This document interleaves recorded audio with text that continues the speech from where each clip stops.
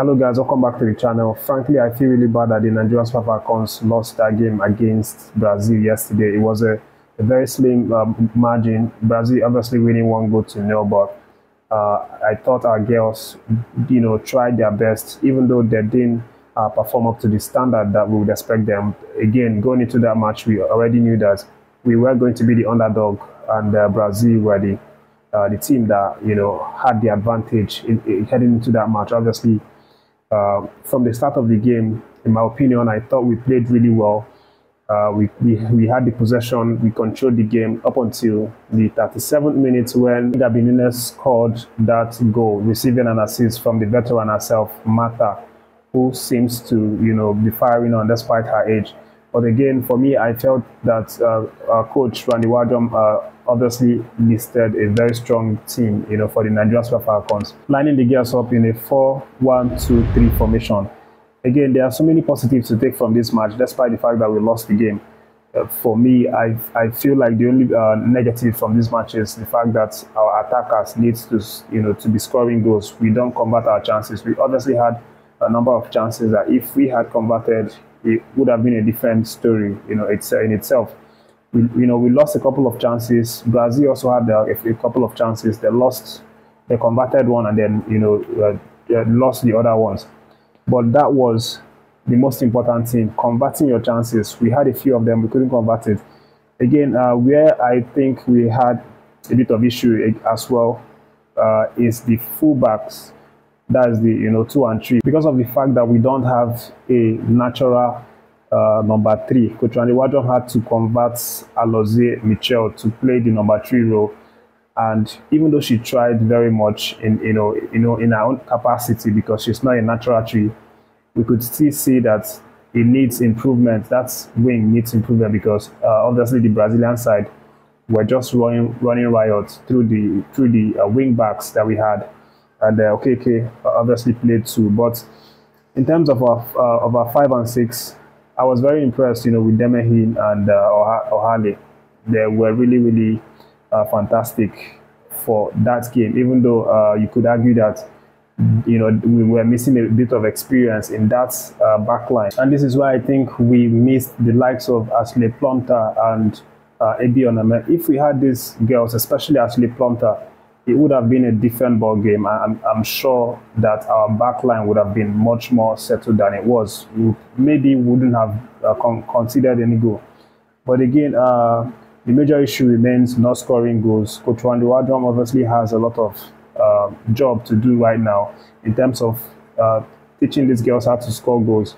We have quite a few chances that if we had converted, we would have probably drawn the game or maybe even edge Brazil by 2-1, and that is what's the most important thing at the end of the day. How many goals did you score? Did you outscore your opponent, or did you concede more than your opponent? So that's what's deciding the games. But the deed has been done, and the best thing to do now is to move forward and hope for a better score next time that we go against another team. And speaking of the next team that we have in this group game, we have Spain on the 28th.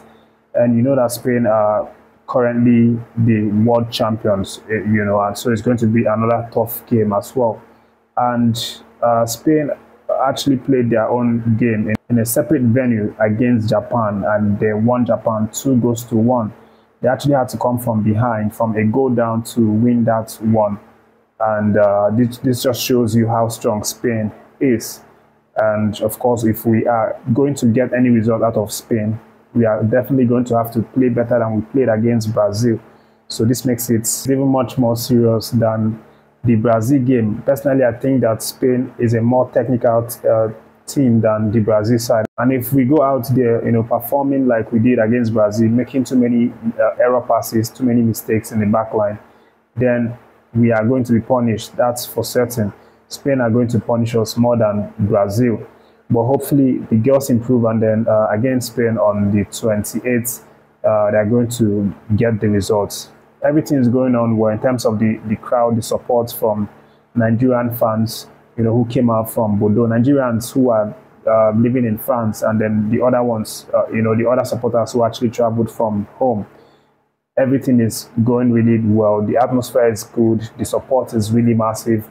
and they have everything going for them. Even we have our Super Eagles head coach, General, well, actually was live in the stadium to support the girls. So they had a lot of support, and we just hope that the next game is going to be different, in terms of the result that we are getting. But moving away from that, just let me let you know that William Troost-Ekong has now returned back to the pitch after almost 5 months of no action. Of course, you know the whole story. He had injury from that African Cup of Nations game that we played.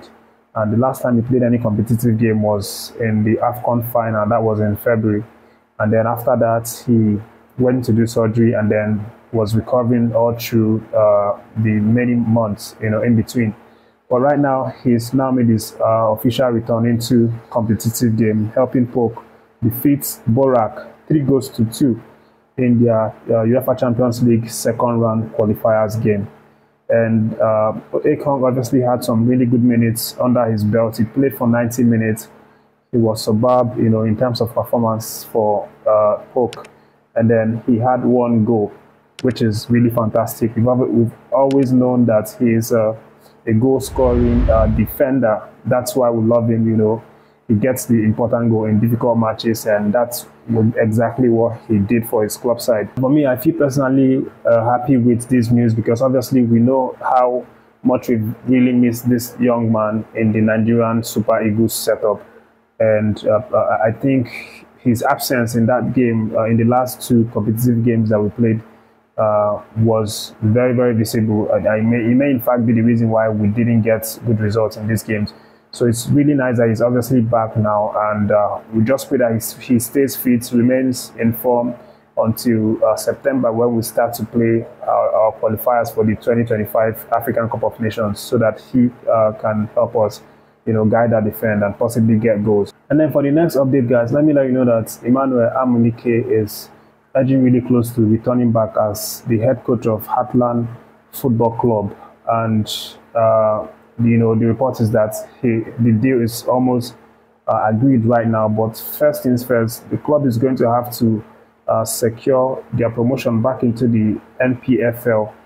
Of course, you remember I talked about this a few videos ago when I mentioned that Heartland obviously went to relegation last season, and that they are looking to get the ticket, the promotion ticket from Beyond Limits, who obviously promoted last season from the NNL into the NPFL.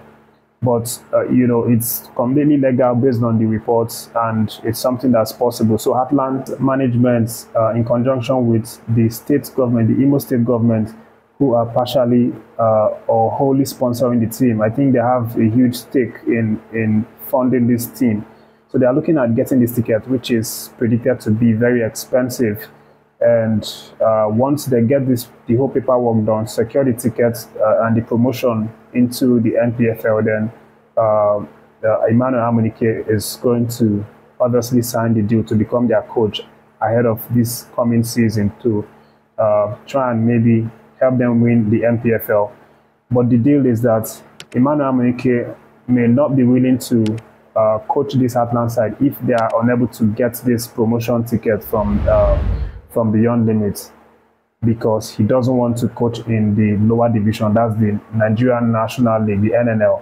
But it's a good thing that we have our local coaches obviously returning back to coaching duties. Of course, Finidi is now Rivers United coach, and then hopefully this man Amunike gets the job and then keeps himself busy. Who knows, he might have a shot at the Super Eagles tomorrow if he does well with the club. But that's the update, guys. Thanks for watching. Don't forget to share the video, like and subscribe to the channel if you're just tuning in for the first time. Take care of yourself. Stay tuned to the channel. More updates coming soon.